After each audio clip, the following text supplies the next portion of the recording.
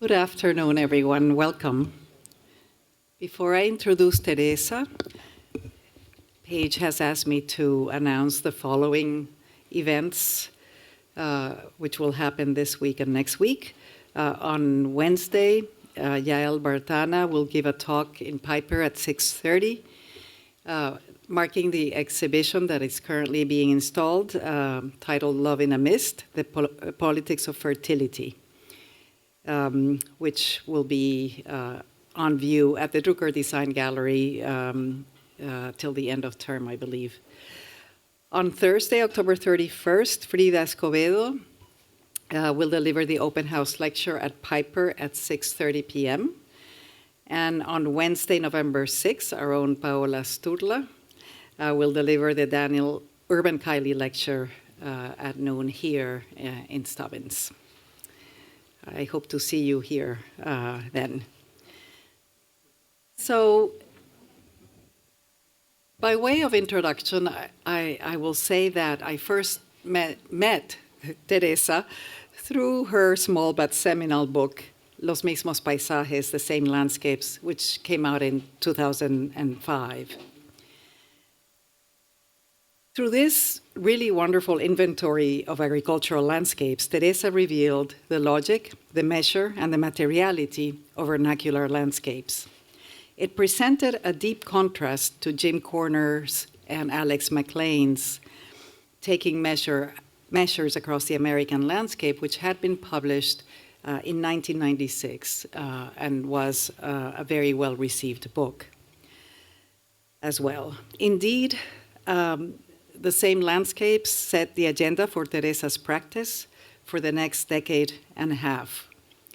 Trained as an agronomist and a landscape architect, her work occupies the intersection between the two fields, a refreshing and prescient alternative to those pictorial landscapes that we had seen in taking measures a decade before. Her interest in the materiality of living systems, in their capacity to generate design thinking, has today expanded to questions of climate, management, and the necessary collaborations between humans and non-humans in the making of landscapes. Please join me in welcoming Teresa Galí-Izard.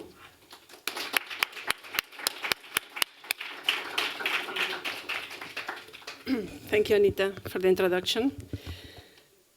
And thanks, everybody, for coming this morning. In 1999, I had the first commission to design a garden. Despite I was terribly excited, I felt terribly uncomfortable. To design a garden for somebody else was the first big contradiction I had to face as a landscape architect. I understand a garden as a personal and intimate relationship with a place, its natural processes, systems, and inhabitants. How is it possible that people delegate to us, landscape architects, such an intimate and difficult task? I couldn't find an answer. And I decided that instead of being a landscape architect, I would become a translator. As a translator, I would help my clients visualize the potential of the site and help him to build an original and genuine relationship with it. This task of visualizing hidden potentials of places has been the backbone of my whole professional career. I asked my client to wait until something happened, to wait for a sign from the site to decide what had to be next.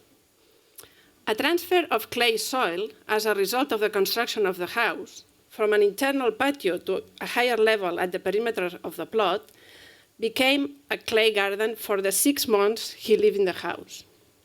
Nothing else. The project had no plans, but a description of what could happen in form of poem. I convinced him, Jordi, this moment is unique. Enjoy it.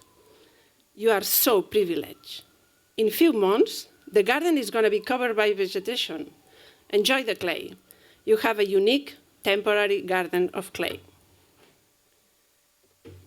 The movement of this clay soil caused the activation of dormant seeds that are in the majority of the soils in the planet. Many millions of seeds are waiting for an occasion to succeed while I am talking to you. And yes, in the spring, with the first rain, pioneer species appear on the garden. Under the pressure of my client, we decided to install a mobile irrigation system. The integration of an infrastructure would speed the natural processes and allow a much more intense activation of the site, as well as the extension of the growth season into the summer. This would create more opportunities of interchange between us, my client and myself, and the garden. Little by little, we were creating a relationship with the site. Slow, fragile, but a nice relationship. During the following years, we established a dialogue between us and this place. We would do all kinds of management practices: irrigate, make fires, mow, responding to specific conditions at the specific moments. Our actions were irregular, asymmetric, and totally organic, only responding to signs that would come from the garden at unexpected moments. We registered the change of the species over time and had fun provoking new situations that have never occurred before. Over 5 years, we played and dialogued with this site and achieved the most diverse, strange, and beautiful stamps, never repeated, creating an artificial and sophisticated dynamic garden. With this project, I learned that we have to give space and time for the living systems to be part of our conversation. Give space, time, and voice to other living entities and discover the richness of the vegetal kingdom that is many times unseen but performing around us.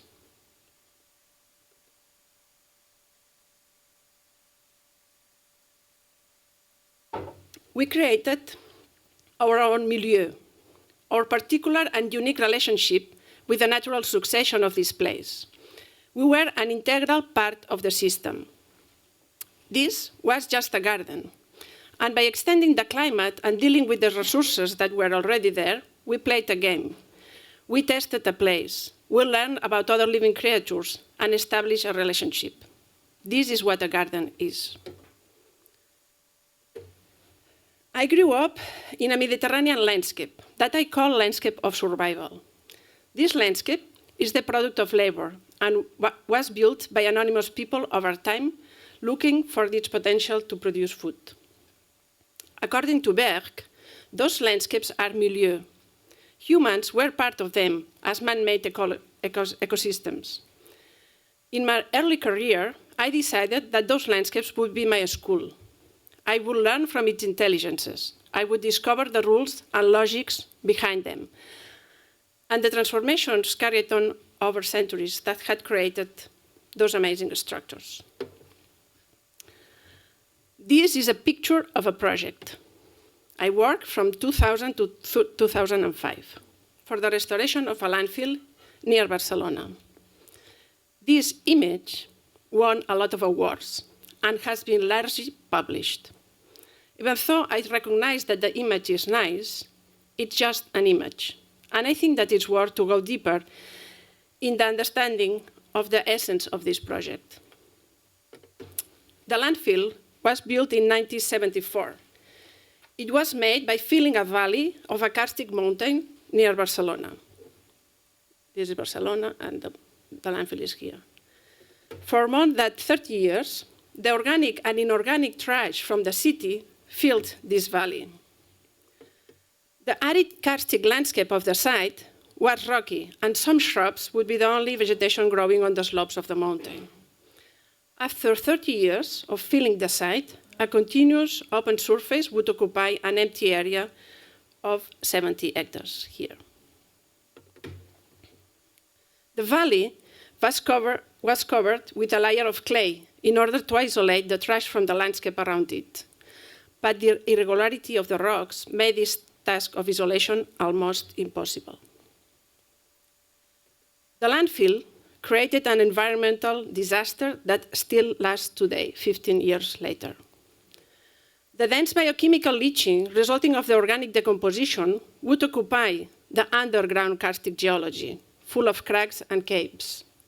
Methane gas would expand towards the atmosphere, and a continuous flow of dark contaminated liquid arrived at the beach, 5 kilometers away. You have here the landfill and the beach there.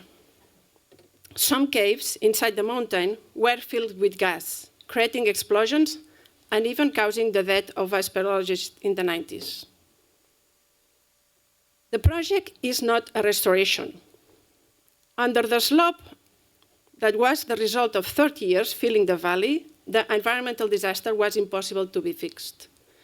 The only possibility we had was to isolate the underground hidden contamination from its surroundings above ground, including the atmosphere. This project is only a superficial capping of a terrible mistake. It's impossible to restore the construction of a landfill in a karstic environment. We created a system of terraces starting from the bottom of the bigger slope, reinterpreting the landscapes of terraces so common in the Mediterranean, the landscapes of survival that I was talking before. The main goal of those terraces was to slow down the flow of the rainwater and control its efficient drainage. We had to add thousands of cubic meters of soil in order to achieve this new topography. In some areas, we added 9 meters of compacted soil. What we didn't know is that by adding the huge amount of soil to construct the terraces, we were compacting and settling the trash and increasing the flow underneath. However, the compression was not only creating problems below, but also a deformation of the terraces itself. The drainage system above ground became also modified, and the flow of water took its own path, creating erosion and puddles. We finally achieved the final configuration and built a complex layer of soil that would isolate the new surface from underground. A system of wells between fields of herbaceous plants would extract the gas from underneath. This gas was transformed into electricity.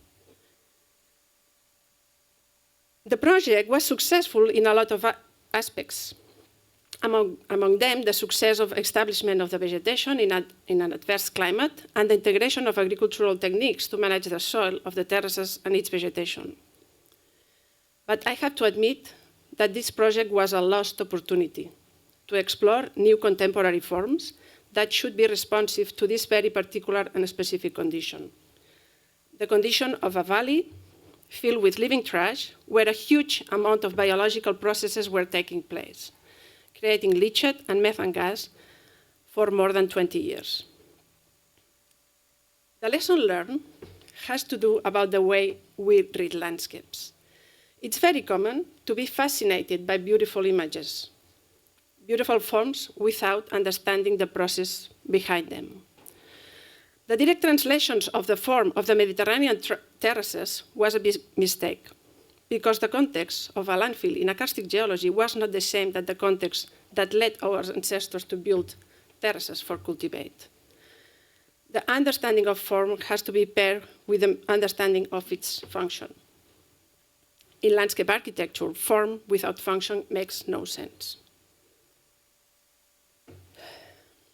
This is why, at the first occasion I had, while I was at the University of Virginia, I organized a course about rethinking the second phase of the restoration.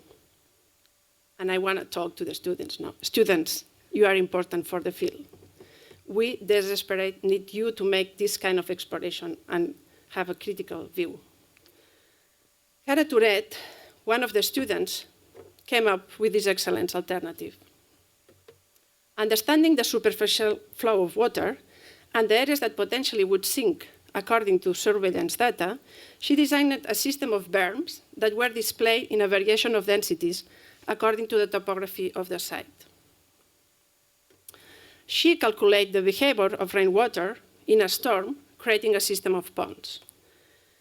And finally, she designed an irrigation system that would activate the biologic activity of the soil that would become the starting point of a natural succession. What I think is interesting about the project is that she was discovering a new typology of landscape that maintained the lessons learned from the vernacular ones in a new contemporary form.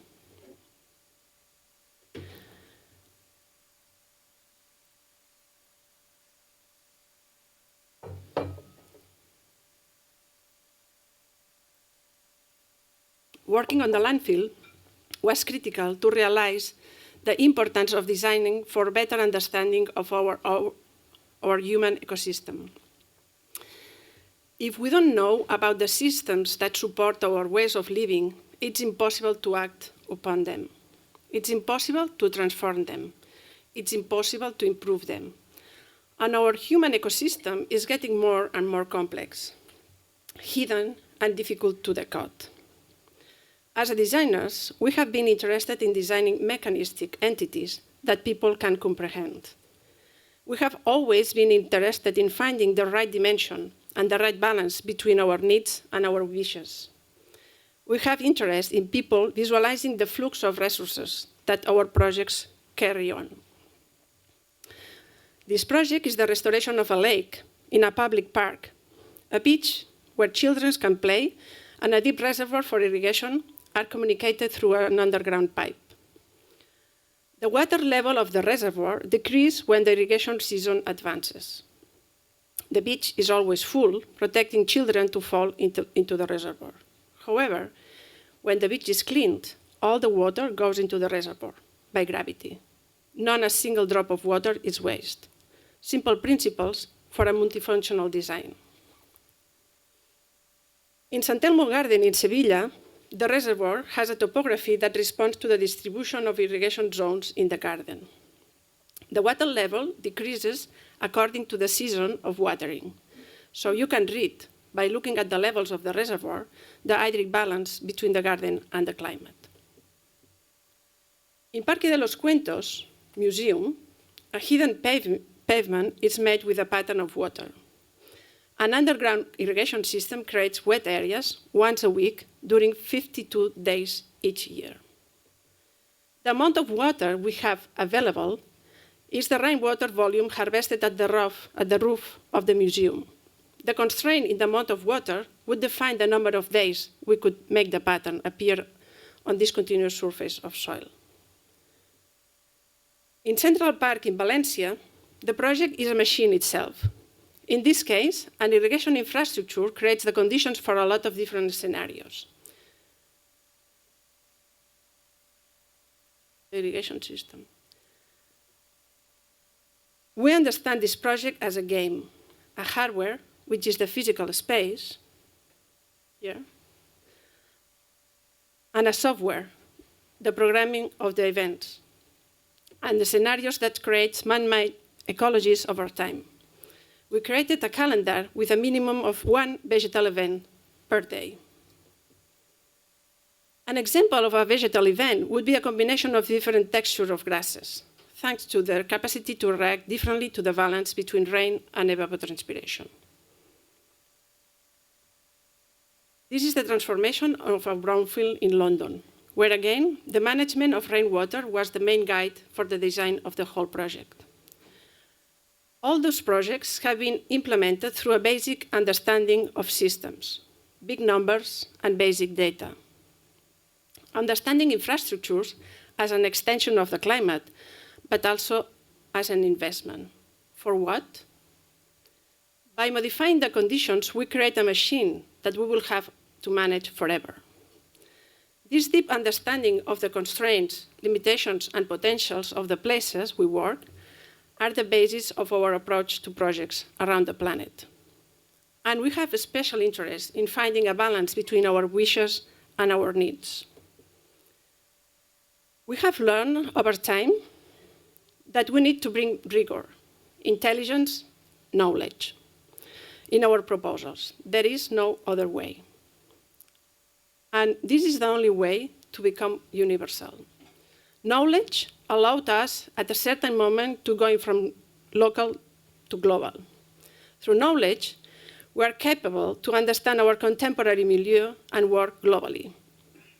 We welcome all kinds of knowledge, vernacular and empiric, scientific and analytic, bottom-up, top-down.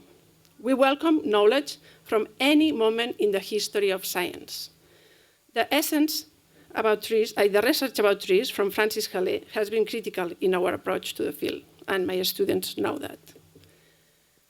But also, life forms of plants, written in 1934 by Ronquier, that classifies plants according to their capacity to survive in unfavorable climatic conditions, or the diagram about weathering of the principles of lithogenesis written by Strakov in 1962. Christophe Renou and Rimbaud research about the stages of development of trees. The investigation about roots from Clara J. and Jan Jenick from 1978. The Gaussian diagrams to understand the relationship between rain, temperature, and evapotranspiration.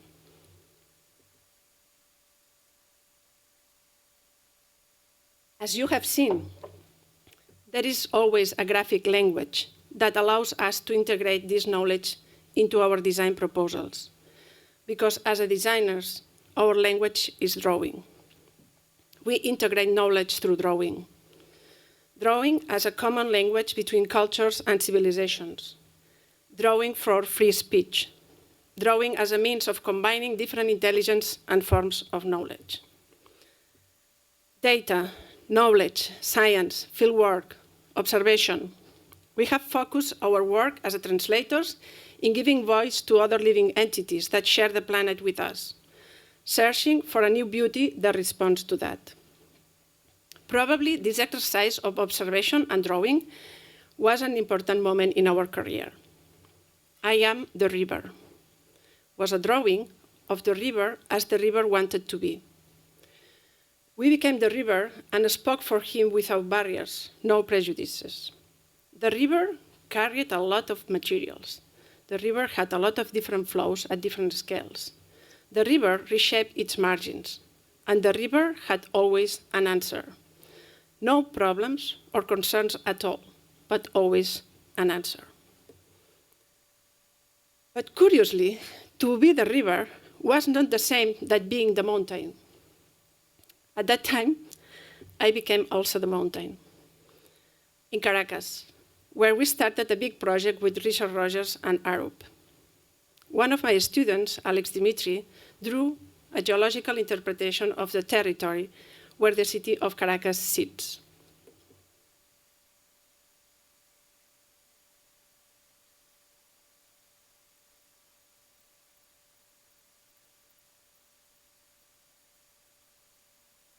Scott Shinton did his interpretation of the geomorphology.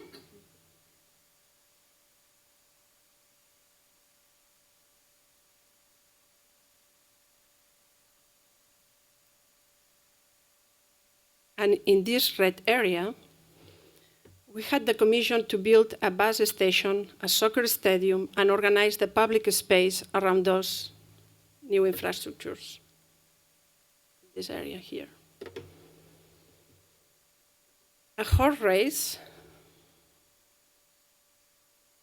and some modern buildings occupied already the plain of La Rinconada, the corner. As I said before, we became the voice of the mountain in this project. So we decided to reconstruct our history in order to understand what had to be next. We drew our transformation, the transformation of the mountain over the past 50 years.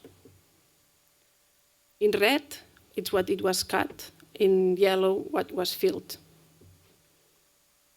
And we drew, and drew, with no other objective than understand ourselves.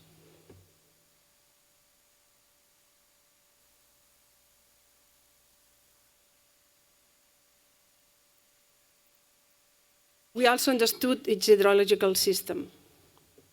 And I am showing all of these drawings because I want the students to understand that it's important to draw a lot. And soon we came up with the basic first ideas.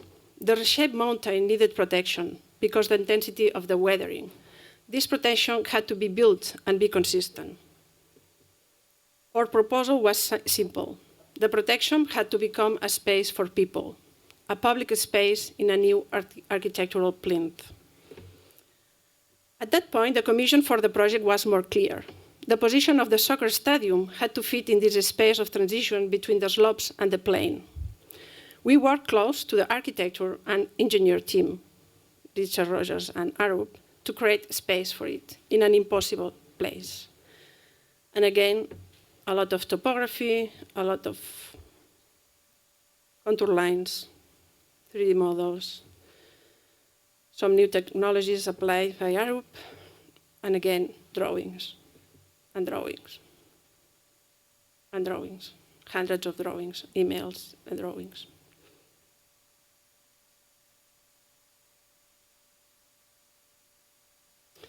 For the first time in my life, architecture, landscape, and engineering worked together, sharing intelligence and negotiating with respect to the constraints of such a difficult task. This project changed really my life. I understood the importance of working as a team. The result was a system of paths at 6% slope that would create this plinth between the slopes of the mountain and the plain, generating public space and a new living facade for the site.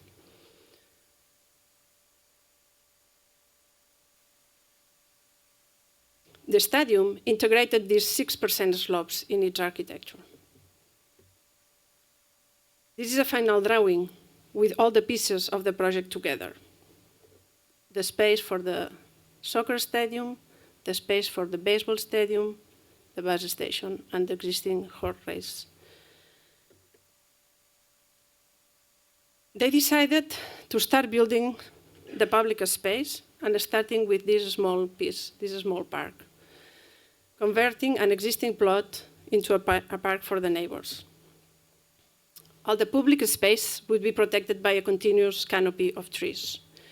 And we would reproduce what already happened in the place in a previous intervention with the race course, when the race course was built. Taking advantage of all the potential and diversity of the trees in the tropical condition. We called the project Parque de los Primeros Pasos, First Step Park, knowing that we had a long way to go in the completion of such an ambitious project.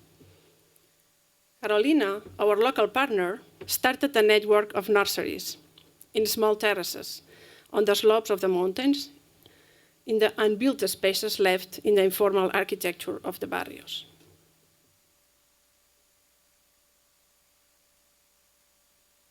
We proposed to use the same plant species of the Burle-Marx garden of the hippodrome nearby. However, the political situation worsened until I got to the point where the project was got cancelled. It was a terrible, sad moment for all of us. We said goodbye at the airport, and each of us flew to our countries. I will always remember the deep frustration we had in my flight back to Virginia, while I was the chair of the department at that time. While I was on the clouds flying, I wrote a letter to Simon, our partner in this adventure. Dear Simon, it's true that the country we just left is full of unhappy, corrupt senior officials who are aggressive and inefficient, violent and manipulative. It's true that the country is lacking freedom, opportunities, transparency, and equality. But it's also true that the country we just discovered is full of amazing things. I'm thinking about the people of Caracas, the ones that sell arepas and dance on the streets, the majestic canopies of the trees and their visible and invisible roots, in the air of the night that breaks the heat of the day, in the smell of the flowers competing with the smell of the gasoline. I am thinking about the chicken we eat, the salty cheese, the drought that makes the leaves of the trees to fall, the crowds of young people at the city center, about the motorcycle taxis meandering between the cars.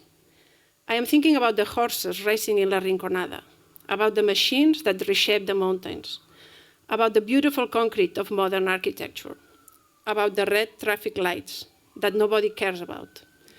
I am thinking about the mangoes, the parchitas, the lechosas, and about the empty shops, about the signs of the bus written by hand, and about the constant presence of the mountains in the background of the buildings. I am thinking about the ingenious young people that build their own houses and the sidewalks that hold family life, about the smart youth recycling materials and the ones that sell products between the cars, about the slopes of the streets and the rain that collapses the city. I am thinking about the endless traffic jams and about the amount of time we have spent together trying to do a good project for the city. And Simon, I really believe that we have to keep working. We have to keep working until we plant at least one tree and we build at least one bench for people to sit and live their tropical condition. And so we did. We kept working by our own. We spent the following month drawing intensively in Barcelona. And in Christmas, we sent a greeting card to our local team in Caracas with the entire project in a booklet of 5 colors. The cards were about different topics. I sent one to Anita too. That you, Anita, you were always in my mind at that time. So I'm going to show the 5 research and the 5 booklets that we sent that were full of drawings. Our research about roots,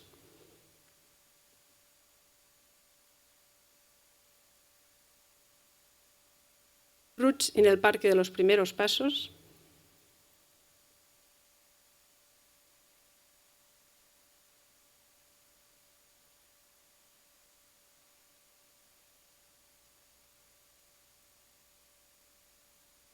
climate, an exercise of understanding how water would flow on the initial scheme and how we could harvest a certain amount during the period of rain to be used during the period of drought.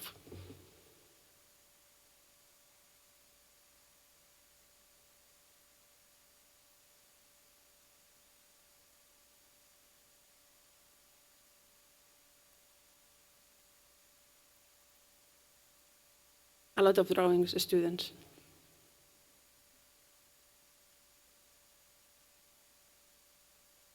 Again, big numbers to approach the dimension of the infrastructures. And those last drawings are possible combinations of the use of water to irrigate the place. In green, the areas that we could irrigate. In yellow, the areas that could not be never irrigated. And in red, the areas that would sit annual plants that would change every season. As you will see later, those diagrams became the project, the rules for building the project. We did another about substracts and paving. This booklet was about how to rebuild the soil for the roots to grow and people and cars to share the same space. We also designed the rules for the implementation of the paving pattern. Geology.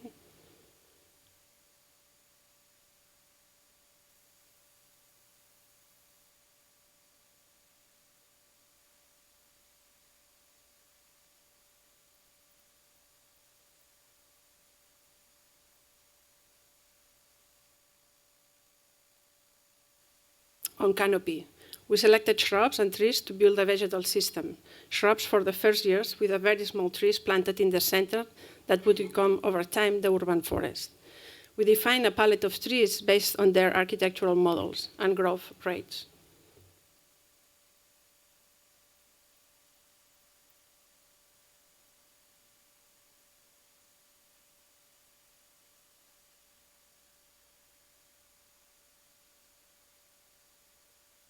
Seven months later, the park was completed.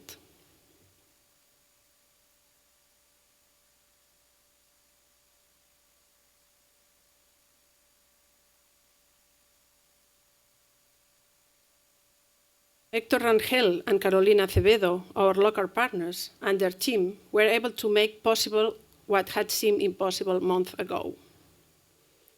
The rule-based system allowed us to integrate the community from the barrios in the decision-making and in the construction and maintenance of the park. The project became a set of instructions that everybody could build, understand, and take stewardship.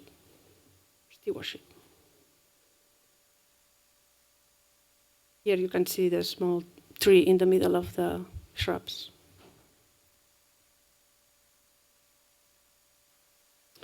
The last booklet was about playgrounds and was built later, when we thought nothing else could be done.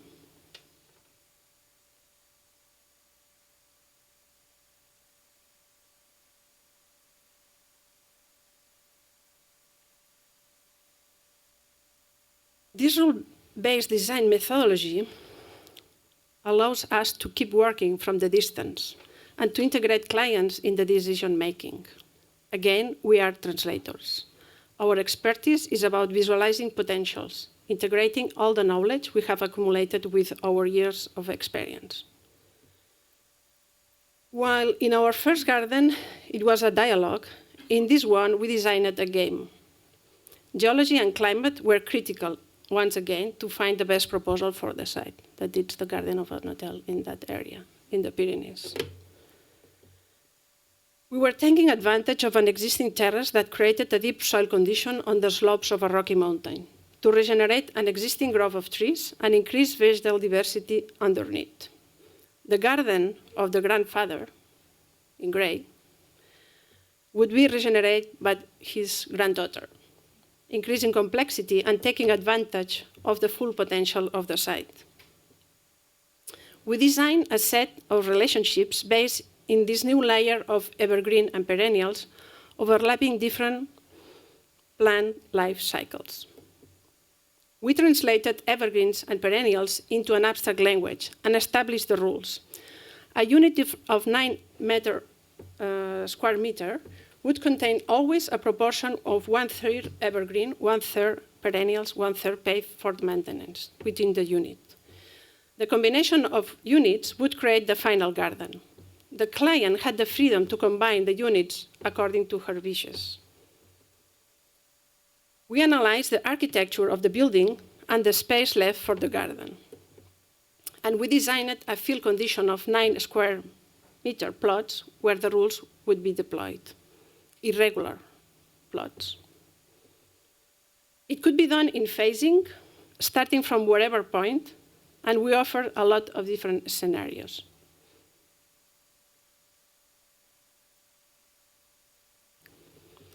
And we decided that this would be the first phase. An existing path had to be adapted to the rules. We added manure to activate biologically the soil and select the species of plants.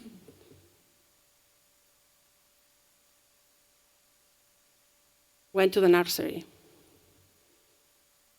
and adapted the drawings again and again by hand.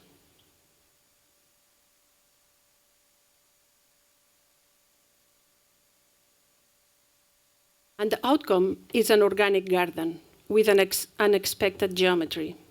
The language of the plants, the soil, and the stones are imposing its organic and irregular behavior. The strict and clean geometry of the abstract rules disappear when the project is built. This is what the process of translation is.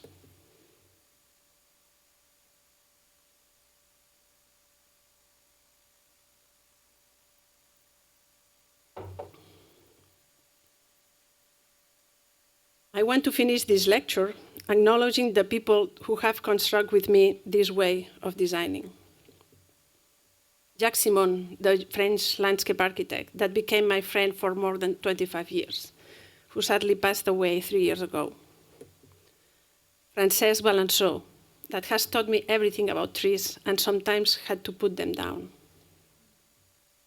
Mónica Martí and Faustina Solà Morales, my beloved friends that have traveled with me analyzing gardens, cities, nurseries, rivers, and farms. Lluís Viu, that always says yes to the most weird proposal about events, workshops, and research projects. Marc Gracia, my professor at the Forestry School, one of the pioneers on regenerative agriculture in Spain. Pep Domingo, my best friend from Senan, that keeps me connected to the moon. And my partner and husband, who shares with me Arquitectura Agronomia and my dreams to build a better world. My dear students, I ask you to draw the Garden of the Paradise as the first assignment of our ETT1 course. Those were your answers.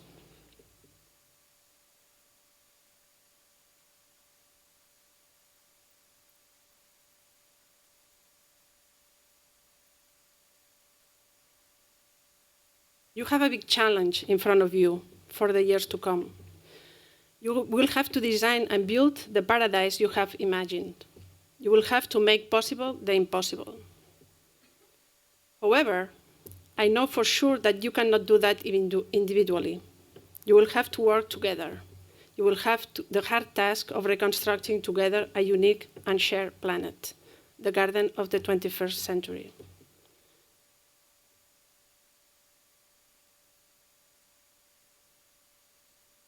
Count on me. I will help you to achieve such a difficult task.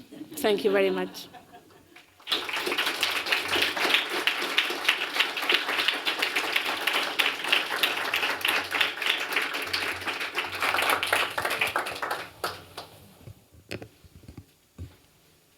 Thank you, Teresa. What a great way to begin the week here at Grand Hall.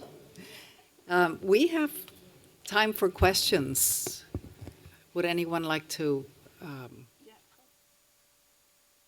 ask something? I think we have a microphone coming around. Thank you. Thank you. It was fascinating. My name is Carolyn Poinelli, and I'm a member of the general public. My question was, in the toxic waste that you dealt with, have you introduced any bioremedials like plants? I know that they've introduced plants like into Chernobyl to take up the toxicity, and they will do that with lead in the city, that there are certain plants. And I was wondering if you would, I mean, at any point you could consider doing that. And also, were there any unique animals or migrating birds or any, what was your, that were attracted to some of your garden? What did your garden eventually contain as far as unexpected either plants or animals? A lot of animals. The first one, I was not mentioning. A lot of animals arrived to the garden. It was amazing to see how, just by letting the place to breathe. How, of course, I'm just talking about plants. Maybe my next thing is to talk about insects, animals, and biodiversity in general. With the bioremedials? No, it was impossible because it was covered by a layer of soil already. So we were just isolating the underneath from the above.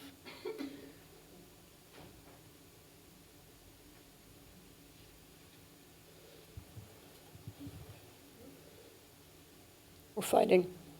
You want to talk? No. All right. Say something. That was a real pleasure, and I will say out loud that we are sorry to lose you.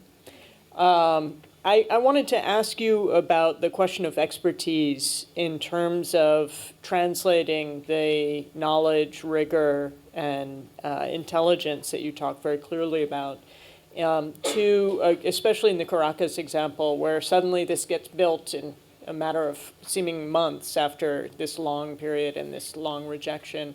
So if you could just elaborate a little bit, that moment of expertise in that, or sort of the unlocking of that translation. And it was the booklets that you sent, but if you can just carry that story out a little bit more, I think it was a very important moment in your lecture. Yeah. So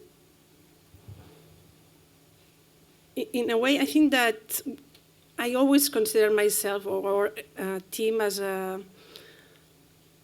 doing basic things that everybody can understand. So in a way, all of the booklets that I sent were shared with people on the barrios, and they were having lectures, so people there were explaining what we sent.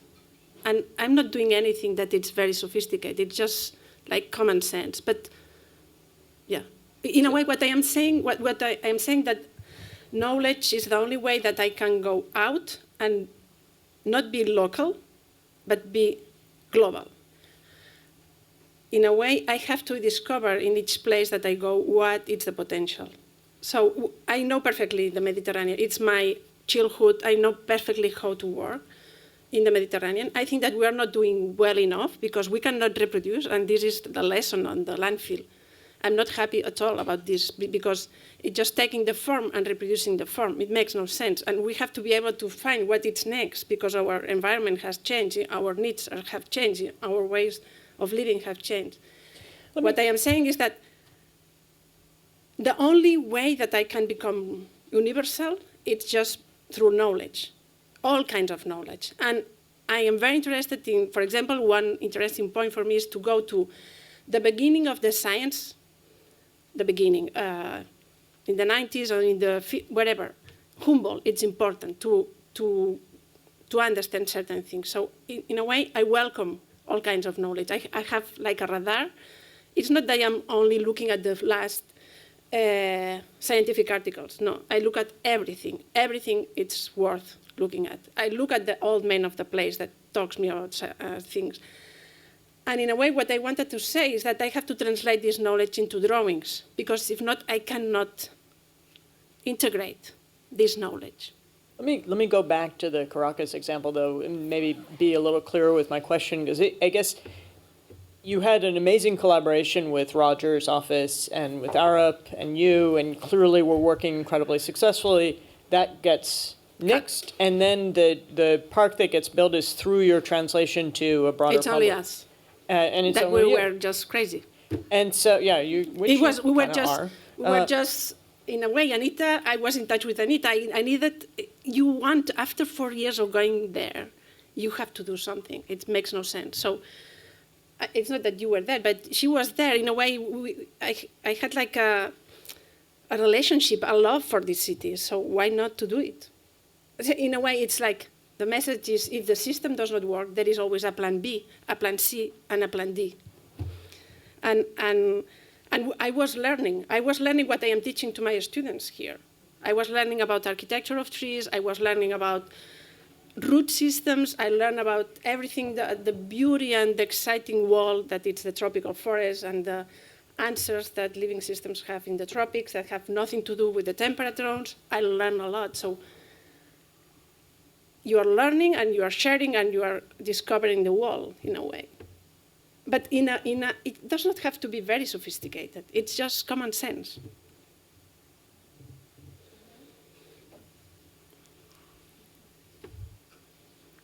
So my name is Margherita Turvani from University U of Venice. And I am just wondering, I'm not an architect. I just work with architects. I am an economist, but I've been working with them also in vernacular areas to regenerate, the landscape in Italy. So in a place like Venice, nobody pays attention to gardens. Even though there are several gardens, the administration, they just cut trees, never replace them. And then I have a question for you.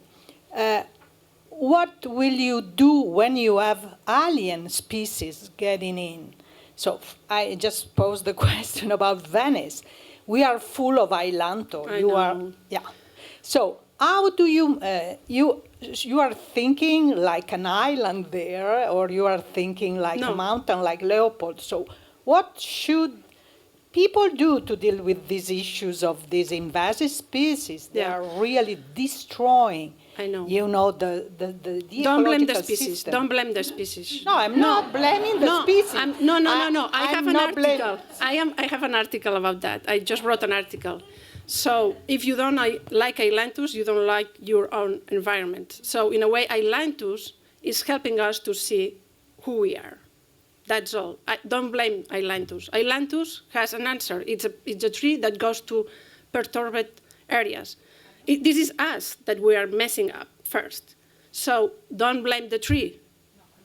No, I'm sorry. No, I'm just talking in that way because I am okay. So it's who we are. We are going to be with ailanthus only because we are killing the rest of the ecosystems. In a way, ailanthus is a sign that, hello, we are getting along.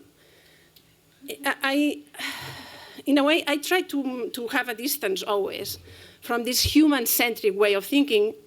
I am the voice of the others, and the others are not worried at all. in a way. So this would be my answer. Let's understand why the ailanthus is there, and not some other beautiful species that maybe are so more dependent on us caring about gardens or having a relationship. So in a way, I always try to have this distance, because if not, I cannot send the right message to my students, basically, that it's the future generations.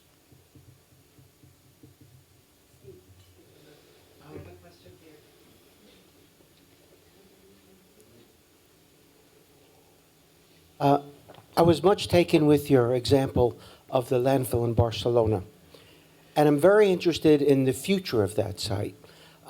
You've done your intervention of terraces and soil additions and so on, and you have a vision of what the vegetation will look like in this decade. What do you think about 20, 40 years from now?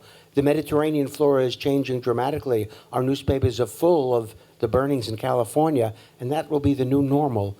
What is the role of the design profession in the future of these sites, or do you want to just leave it to natural processes of disturbance and succession?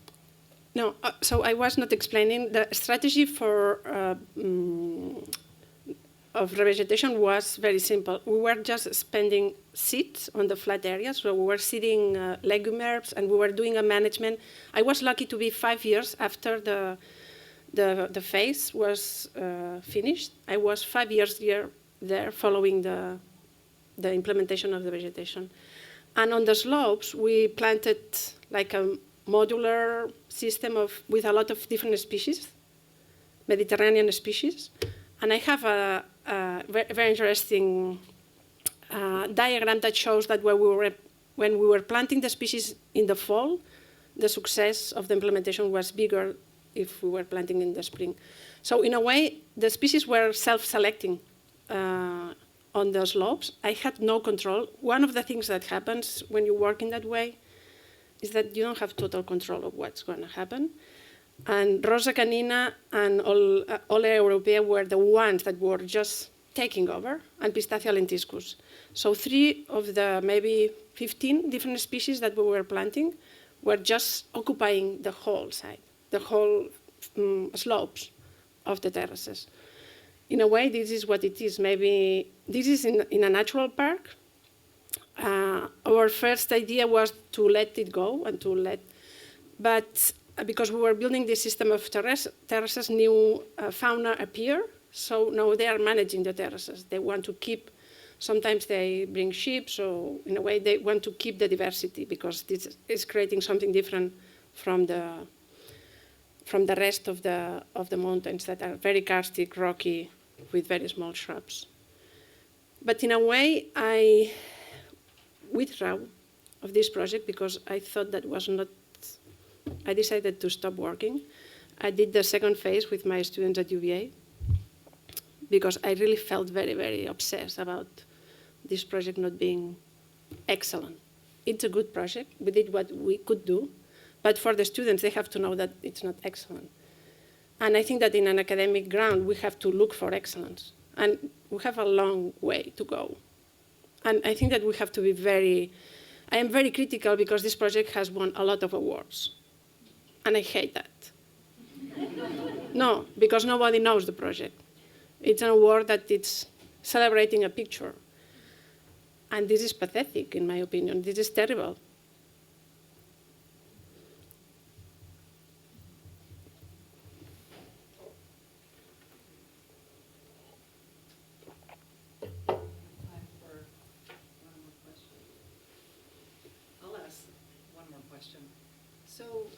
So you, in terms of your process, you obviously start with what's there now or was before. It's very historical.